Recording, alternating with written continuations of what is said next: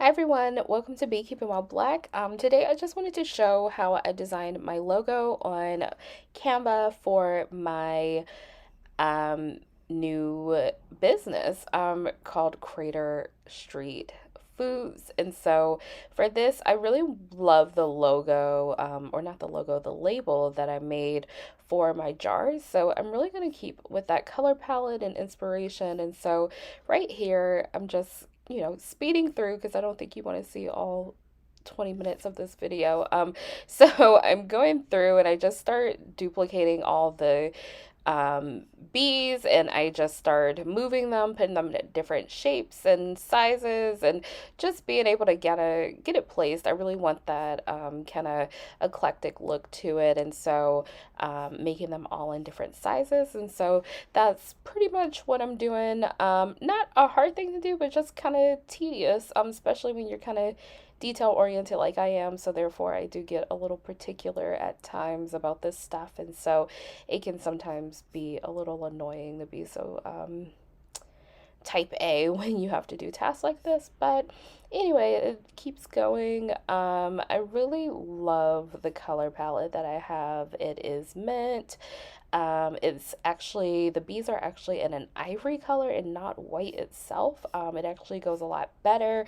Just when you're designing your own logo, I think sometimes certain things can be such small details, but I really suggest considering using ivory instead of white. It actually pops so much stronger with so many different colors, to do an ivory and or like some type of off-white as opposed to doing like a more traditional white color for the things that you do. So here, as you can see, I'm still going through the process of just organizing the bees. I'm trying to get it placed right.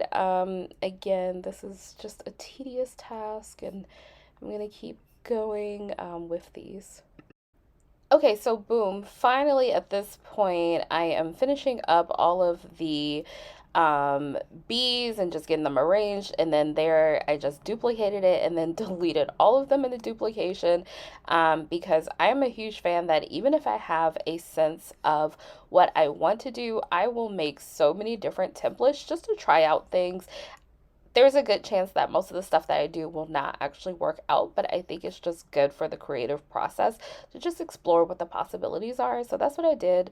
And then here you just see me adding, going back to my label for inspiration. I just started copying what I do have in the label. And so at that point, I'm just going through the process to really just make sure that whatever I'm doing, frankly, is just, it works. It will be a lot of small changes that need to be made. And so like you see here, this thing has like a gold border. You see the words are pretty much the same, and so there's going to be small edits, like putting Crater Street Foods instead of Crater Street Honey, since this is about the actual business and not just the honey. But as you can see, I duplicated, and then I just start making small changes, like what does it look like with the gold to be taken away, or what does it look like for it to not have that border at all, or maybe I'm doing a circle, like. And so at this point I just go through the process of just editing. It can be, again, if you are not a person who likes details, this is probably something that seems kind of frivolous, but I just think it's good because you just never know what can come out of this. And so at this point I start playing around with colors, shapes, how to get different borders. And so I love it. I think this is where the magic happens. I am a huge fan of attention to details. I think it really is the thing that really just brings things over the top and really just adds such a beautiful element. I think attention to detail is just, I think it's what, people deserve to have that extra attention. And so, and how you present yourself. And so I just, yeah, I go through this very tedious process, but I hope that people can really impact it and see, or enjoy it and just be able to really see what it is that's important. And so, yeah, I started playing around with um, the font, and so yeah, you see it. But then I pretty much end up sticking to the same thing anyway. Okay, so I probably messed around with fonts for like 10 minutes, so I did not want to bore y'all with that full process. So I'm just editing as I got closer to the process. So as you can see, I have different font sizes. I'm trying different actual fonts just to see. These fonts don't actually look that different, but they are. But again, like the attention to detail is really important to me. So I think that's important because slight things can really just pull a whole look together. So at this point, I'm still in the process of just like making small changes, but to see what really ties together, and also what do I just like, honestly. I think part of where my struggle was, I really like how my labels look. However, I wasn't a huge fan of the gold trim necessarily as a part of my actual logo. So at this point, I was trying to figure out like, does it look good to just have that I like the sharpness of the black and the white and the bees, but what would it look like if I changed some of the colors for it, or even just making different changes to how the colors are? Do I want that gold label there or not? Like, I was really struggling with just, again, small details that may not make a big deal to other people, but it would really bother me. And I have this aesthetic that I want for the company. I really want it to be something that is mature looking, but also kind of fun and elegant at the same time. And so I think between the color selection as well as just looking at the actual, like, I don't know, it's just something about this that I feel like all these elements get met. But again, I just wasn't sure about the border though. And, also just needing to get the details.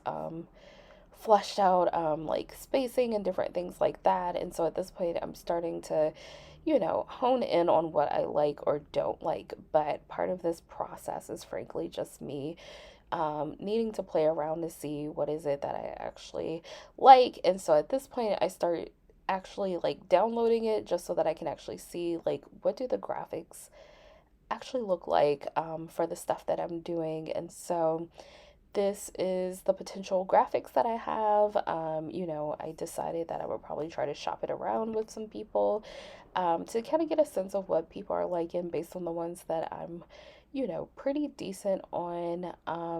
And so that is pretty much the process right now. It's really just a lot of refining. Um, I went through and just kind of deleted the graphics that I didn't like at the end of the day, as well as the ones that I just felt like, okay, let's lock it. It's a good design. That doesn't mean it will necessarily end up being the final design, but it is decent enough. And so there was that. I did have a bit of an editing problem though. For some reason, whenever I downloaded it, it kept looking like the words were skewed. However, I ended up fixing it, and it actually was just ended up being a spacing issue on my end. But Canva and their customer service was super helpful. And so, yeah, that's the editing process that I've gone through. All right, so here is the winning logo. I know it may look very simple, but I love it. I think it gives me all the elements that I want, and I'm so excited to be able to share how my brand will evolve.